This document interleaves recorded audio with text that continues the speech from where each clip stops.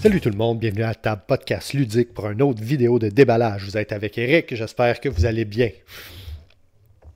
Toujours dans ma très courte série de vidéos de déballage usagées provenant de la vente de jeux usagés à la boutique Ludol à Anjou. D'ailleurs, je les nomme, mais ils ne sont pas commanditaires à rien. C'est juste que je trouve le concept, là, il est le fun pour nous autres gamers, donc de pouvoir... se retrouver entre joueurs, puis dans le fond, d'avoir une opportunité de vendre et d'acheter ces jeux. Je trouve que c'est une belle initiative là, du propriétaire Jonathan. Donc, puis ça, quand je dis une courte série, là, vous avez vu probablement là, la première vidéo que j'ai faite, et celui-là, c'est la deuxième, et il n'y en aura pas d'autres. J'ai fait preuve de retenue lors de cette vente-là, bien qu'il y avait d'autres produits qui avaient l'air super le fun à obtenir.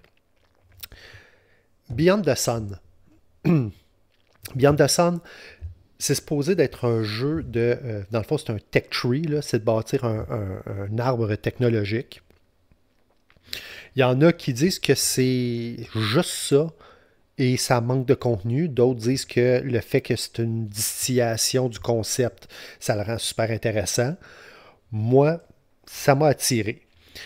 Non seulement j'ai trouvé le jeu à très bon prix, mais en plus, ici, l'extension Leader est inclus. Donc, j'ai essentiellement, à part peut-être une coupe de promo, là, puis si je ne me trompe pas, dans cette boîte-là, j'ai tout ce que ça prend pour jouer à Beyond the Sun. Beyond the Sun qui est un 2 à 4 joueurs, mais l'expansion Leader apporte un mode solo, et je crois qu'il y a sur BGG en PNP un mode solo, un fan-made, que certains diront même supérieur à celui fait par le designer de Beyond the Sun. Usagé, sans cellophane, comme d'habitude, on part ça maintenant. C'est du Rio Grande Game. Je suis surpris, j'ai été convaincu que c'était du CGI juste par la forme de la boîte puis un peu le touch feeling. Généralement, quand j'ai des expansions, je vais faire des vidéos séparées. Comme ça, ceux qui veulent voir que le jeu, le core box, ceux qui veulent voir que les extensions. Mais là, le fait que l'ancien propriétaire a tout mis dans la boîte, ben, on va se faire un unboxing de tout ce que je trouve dedans. Puis ça va ressembler à ça pour cette vidéo-là. 4 livres. Donc, encore là, on aime le format du livre. Donc, c'est encore là, c'est du 8,5 par 11. Ça se feuillette bien. Ça évite d'avoir les très grands livres à la Awaken Realm qui sont un petit peu plus difficiles des fois à manipuler. Ou Eagle Griffin aussi qui font des productions extraordinaires. Mais donc, il peut être difficile à un moment donné là, à travers le jeu, souvent qui prend beaucoup de place, puis en plus d'avoir d'essayer de se trouver une place pour ouvrir là, le grand livre d'instruction, de l'avoir dans ce format-là. On l'apprécie beaucoup. À l'œil, vite de même, ça a l'air d'être un livre qui est bien fait, donc bien structuré. Je vais peut-être vous le montrer un petit peu. Donc, des phases bien numérotées. Je pense que j'ai dû le nommer là, à quelques reprises, que ce soit avec Martin là, ou pendant mes vidéos de déballage, quand je fais mes petits ramblings, de dire j'aime l'approche en bullet point là, au lieu d'avoir des gros murs de texte. Et si je vois ça, puis ça m'emballe chaudement. Puis on le voit ici encore, là, c'est des bullet points. Là, donc j'ai l'impression que c'est un livre qui a été fait pour un joueur là, de mon genre. J'ai hâte de lire ça. On ne le tournera pas au complet. 23 pages. Avec quelques trucs à la fin, puis la photo du designer. Donc, rien d'exceptionnel dans le monde du board game moderne. Setup. Je pense que c'est un quick setup guide pour... dans le fond, le petit rappel là, de comment, quand on ne veut pas retourner dans le livre, là, au lieu d'aller sur BGG, ben voici comment setuper votre jeu rapidement sans tourner les pages de règlement. Très bien. Oh, ça n'était même pas voulu, mais l'expansion crée une image complète. qu'est-ce qui vient dans cette expansion-là ici.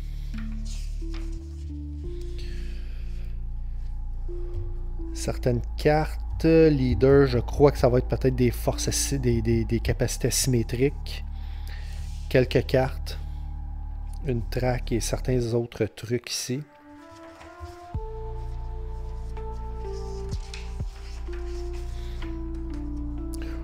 Ça a l'air un petit peu plus rule heavy, là, mais c'est sûr le fait qu'il y a très peu d'images.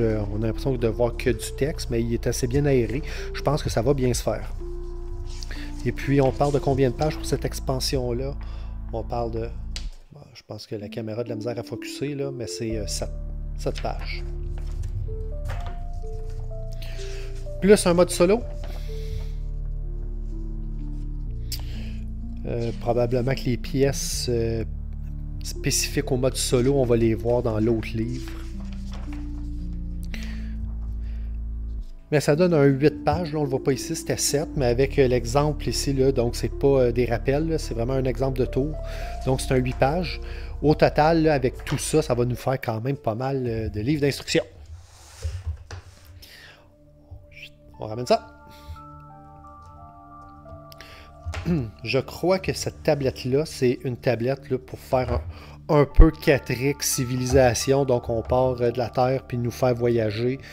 Et ce qui va nous forcer à devoir développer nos technologies. Rien ici. Probablement que ça doit être 4 joueurs. Ah ben, on le voit ici. 3-4 joueurs, 2 joueurs et j'imagine solo.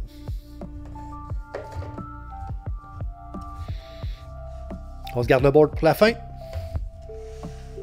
Je vais vous dire, là, le contenu de la boîte, là, la boîte est cheapette un peu, là, mais le contenu il est bien pesant. Les pièces, on les sortira pas tous.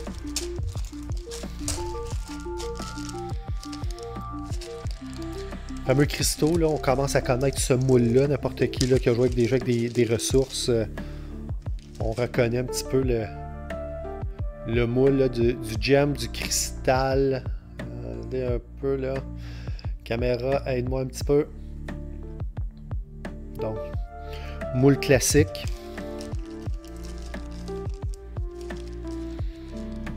Comme ça. On va regarder rien qu'un ici. Le jeu, je pense qu'en prix boutique, il est quand même assez cher, mais quand je regarde là, la quantité de carton qu'il y a là-dedans, puis la qualité des pièces, on peut comprendre pourquoi ça venait avec son prix. Désolé pour le fait que j'accroche le pied de la caméra. Donc encore là, des pièces, au lieu d'avoir des pièces cartonnées, des pièces en bois imprimées, ne sont peut-être pas là, le plus centrées, mais au moins, encore une fois, ça va être agréable à manipuler, à prendre. C'est solide, on aime beaucoup. Et puis, il y a, si je me souviens bien d'un review que j'avais déjà vu dans le passé, il disait c'est pas des dés, ce sont des cubes. On va s'en prendre quelques-uns. Donc je crois que l'idée là, c'est on les brasse pas, mais c'est plutôt de dire à quoi, quelle sera la ressource, puis quand on va upgrader, on va pouvoir tourner les cubes sur où notre technologie est rendue. Ils sont plus petits que ce que ça a l'air généralement, soit sur photo. Je m'attendais à des dés, je vais dire de grosseur plus régulière, là, mais on est plus dans du petit dé là, en termes de forme. Je dirais là, ceux qui peut-être qui ont joué à Dwelling ou Andromeda's Edge vont reconnaître. Fait penser aussi peut-être à Trismegistus là, qui, en termes de grosseur de dés. Pour la fonction, c'est correct. Le fait que c'est pas un jeu de lancer de dés, ça va être très bien. Ils ne sont pas gravés, c'est des dés imprimés.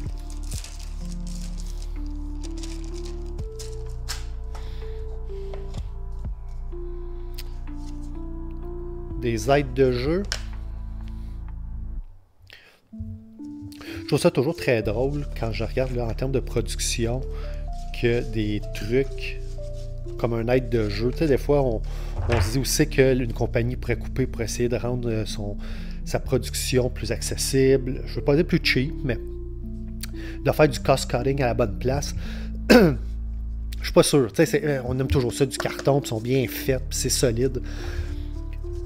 Mais de dire que les aides de jeu sont sur du carton au lieu d'être peut-être juste un papier cartonné épais, là, un cardstock, ou juste une bonne feuille là, avec du tressage.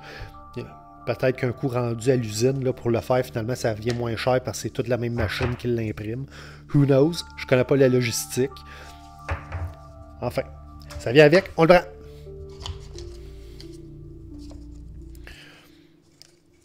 Un paquet juste de règles là, et de marqueurs. Probablement que ça vient... Il me semble que j'ai vu celle-là au moins dans l'extension Leader.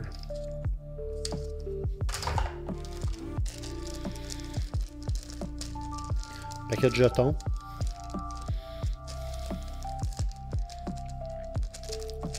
Ils sont solides, ils sont épais. On aime ça. Oh yeah! Oh! Le fait que j'en ai des ouverts ici, des cartes ouvertes, là, j'ouvrirai pas, mais on voit que la personne, je pense qu'elle s'est tannée vite parce que j'ai encore des paquets qui sont scellés. Merci à l'ancien propriétaire. Pour de l'usager, j'ai encore du neuf. On va se garder aussi les cartes, là, cartes et plateaux, comme on fait d'habitude. On va se garder ça pour le dessert. Puis là, je suis en train de réaliser, je suis en train de remplir ma boîte. Je vais avoir de la misère pour ma finale avec vous autres. Je vais me vider ça ici. Ouais.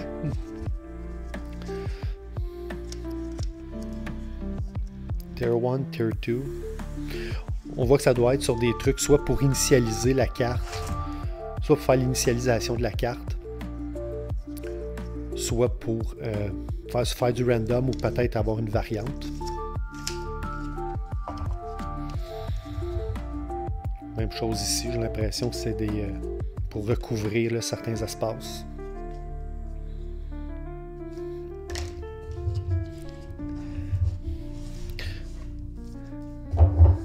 On disait là, on a-tu du carton? Et voilà. Je trouve ça très bien. Regardez, on a ici, je ne sais pas si je peux changer l'angle là, sans qu'on voit là, tout mon grabat là, ici. Là. On va essayer de faire ça comme ça. Regardez, on a des doubles couches solides.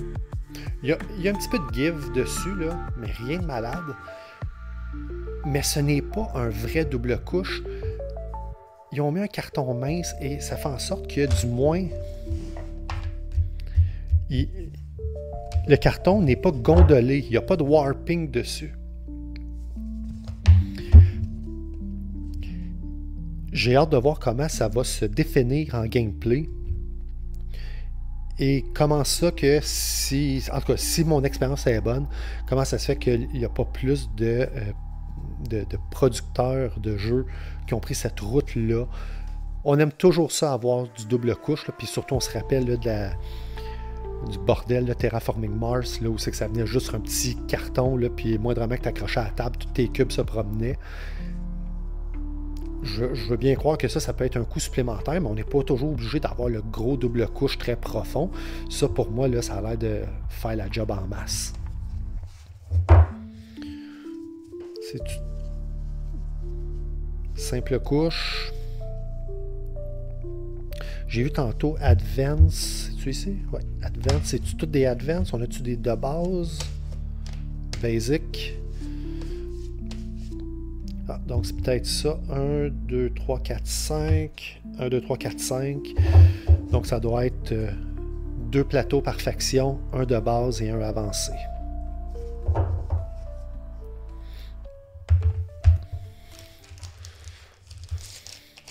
Les cartes. Qu'est-ce qu'on a ici?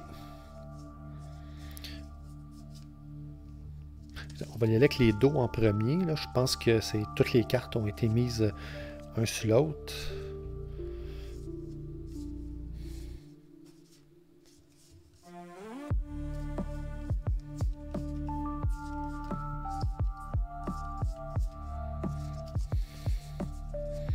Essayez de voir peut-être par type.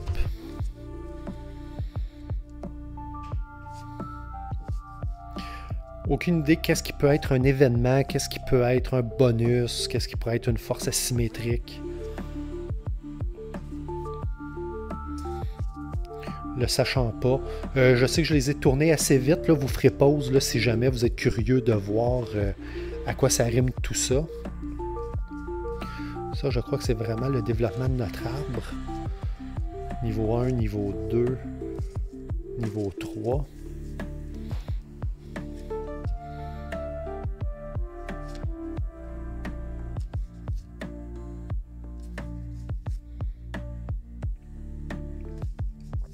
C'est un jeu qui semble assez text-heavy quand même, donc ici là, il est en anglais, là, donc ça va vous prendre un certain bilinguisme là, si vous l'avez dans cette version-là. J'ai l'impression que l'iconographie sera peut-être pas suffisante pour vous en sortir facilement.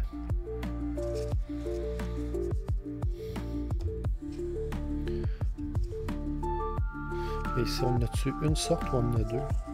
On a deux sortes. Moi, j'aime beaucoup D'ailleurs, ici, l'approche, les cartes, là, il y en a qui vont dire, ben, noir sur blanc, là, c'est très, très plate. J'aime beaucoup l'approche, c'est très clair, ça dit ce que ça a à dire. Je pense que dans le format du jeu, le fait que c'est le développement d'un tech tree, ça se veut peut-être pas très thématique. Donc, le thème d'être très, je vais dire, scientifique froid, selon moi, ça va faire le travail.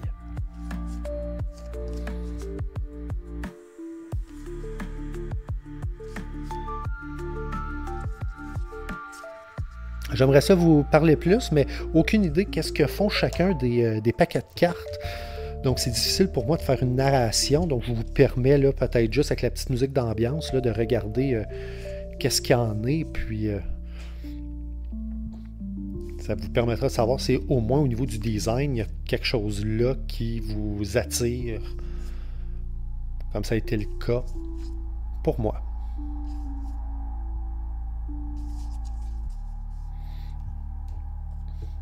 On va tasser la boîte ici pour se faire un petit peu de place. Hop, il reste un jeton. Numéro 1. Donc ça va être le jeton. Premier joueur. J'imagine. On va faire un petit zoom out.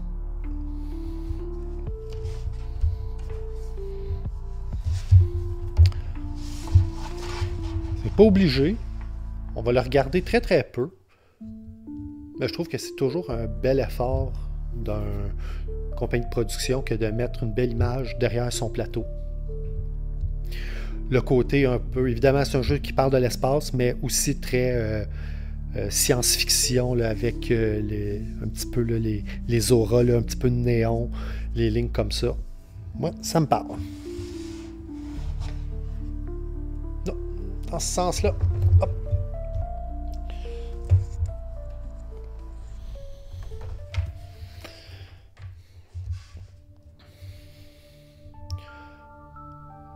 Martin, où es-tu avec ton excellent camera work?